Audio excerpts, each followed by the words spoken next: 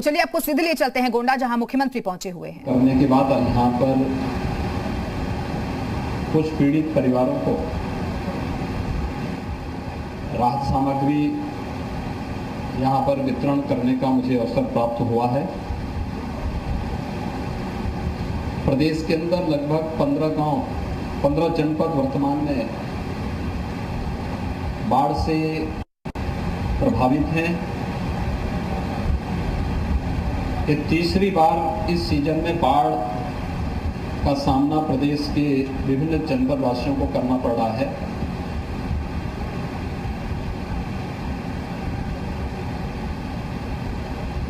नेपाल से आने वाली नदियों, खासतौर पर सरयू, घाघरा, शारदा, राप्ती और अन्य सहायक नदियों के कारण वर्तमान में हमारे सभी जनपद प्रभावित हुए हैं। अभी मैंने बहराइच का दौरा किया है। वहां से बाढ़ की समीक्षा, राहत कार्यों की समीक्षा के बाद मैंने गोंडा के उन प्रभावित गांवों का सर्वेक्षण किया, जनप्रतिनिधियों के साथ उसकी समीक्षा की, राहत कार्यों को नज़दीक से देखा है। विगत वर्ष की तुलना में बारिश अधिक होने के बावजूद समय से किए गए प्रयासों का परिणाम रहा है कि बाढ़ से प्रभावित क्षेत्रफल हुआ है। खासतौर पर एल्गिन ब्रिज, जो गोंडा, बाराबंकी और बहराइच की जिससे अत्यंत संवेदनशील बाढ़ का एक बिंदु हुआ करता था, ड्रेजिंग के बाद नदी को चैनलाइज करने का अच्छा परिणाम सामने आया है। और केवल एल्गिन ब्रिज का ही नहीं, बल्कि हमें आवश्यकता पड़ी तो हमने शारदा नदी में भी, अयोध्या के पास, बस्ती के पास सरयू नदी में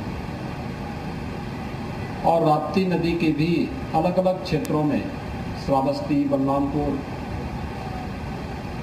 सिद्धार्थनगर, गोरखपुर जनपदों में हम लोगों ने ड्रेजिंग के माध्यम से नदी को चैनलाइज करते हुए बाढ़ बचाव के लिए वहाँ पर आवश्यक जो उपाय पहले होने चाहिए, बाढ़ आने के पहले होने चाहिए, उस प्रकार की कार्रवाई की।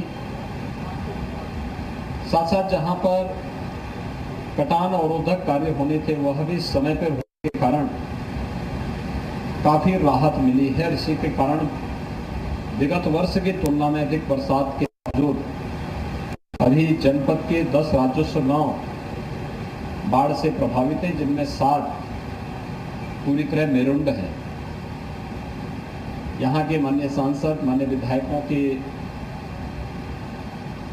निर्देशन में, उनके मार्गदर्शन में जिला प्रशासन लगातार राहत और बचाव के कार्यों को तेजी के साथ आगे बढ़ा रहा है। हर पीड़ित परिवार के लिए सरकार ने पर्याप्त मात्रा में राहत सामग्री और धनराशि प्रत्येक जनपद में स्वीकृत किया है। यह भी व्यवस्था सुनिश्चित किया गया है कि हर एक जनपद में बचाव और राहत करने के लिए एनडीआरएफ, एसडीआरएफ, पीएसी की फ्लड यूनिट और बचाव के अन्य सभी संबंधित उपाय समय से करने और वहां पर इस पूरी की पूरी टीम को वहां पर रखने और इन सभी कार्यों में सहयोग करने के लिए हमारी टीमें पहले से लगी हुई हैं। राहत और बचाव के लिए पर्याप्त मात्रा में नौकाओं की व्यवस्था, स्टीमर की व्यवस्था उन सभी जनपदों में करने के साथ ही सामग्री के रूप में भी और एक पीड़ित परिवार के लिए पर्याप्त मात्रा में धनराशि प्रत्येक जनपद को उपलब्ध कराया गया है। बरसात के समय में जल भराव वाले क्षेत्रों में 2-3 खतरे देखने को मिलते हैं। एक तो सांप और बिच्छू के काटने की, दूसरा कुत्ता और अन्य जंगली जानवरों के काटने की बड़ी शिकायतें आती हैं। हर जनपद में और खासतौर पर बाढ़ से प्रभावित क्षेत्रों में एंटी स्नेक वेनम और एंटी रेबीज वैक्सीन पर्याप्त मात्रा में उपलब्ध कराए गए हैं, जिससे किसी भी पीड़ित व्यक्ति को इसके अभाव में इधर उधर भटकना न पड़े और उसके बाद असमय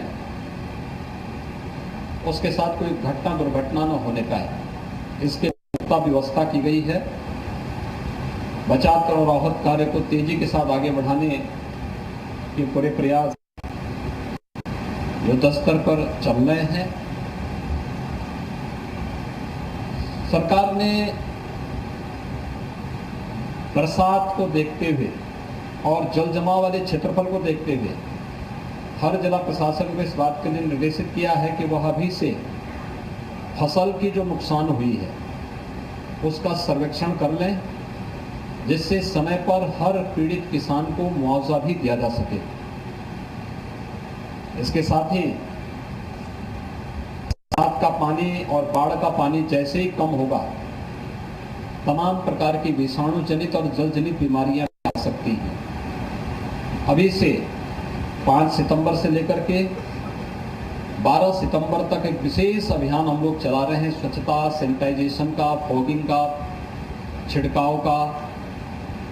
स्वास्थ्य विभाग, नगर ग्राम्य विकास और पंचायती राज विभाग, नगर विकास विभाग, चिकित्सा शिक्षा,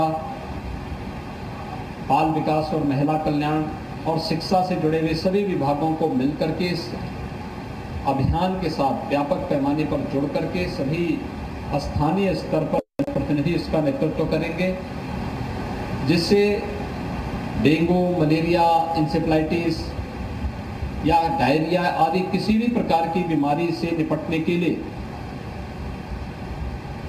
समय पूर्व उपाय और जागरूकता के साथ साथ जहां पर आवश्यक बचाव के कार्य किए जाने चाहिए वह भी समय पर किए जा सके, पूरा प्रयास किया जा रहा है। सरकार हर संभव मदद हर जनपद प्रशासन को किया जा रहा है। बाढ़ प्रभावित क्षेत्रों में बाढ़ के पानी में डूबने से अगर दुर्भाग्य से किसी की मौत होती है, 4 लाख रुपए की सहायता, या किसी हिंसक जानवर के काटने से किसी व्यक्ति की दुखद मृत्यु होती है तो उसके परिवार को भी 4 लाख रुपए की सहायता तत्काल देने की व्यवस्था की गई है। कृषक दुर्घटना बीमा योजना के अंतर्गत भी किसी किसान के या बटाईदार के आकस्मिक मृत्यु पर 5 लाख रुपए की स्वास्थ्य बीमा का कवर उस परिवार को उपलब्ध करवाया गया है। मकान जिनके बाढ़ से क्षतिग्रस्त हुए हैं, क्षतिग्रस्त होने वाले मकानों के लिए 95,000 से अधिक रुपये उन पीड़ित परिवारों को आंशिक क्षति पर भी धनराशि देने की व्यवस्था की गई है। और नदी की धारा की चपेट में जिन लोगों के मकान आ गए हैं, मुख्यमंत्री आवास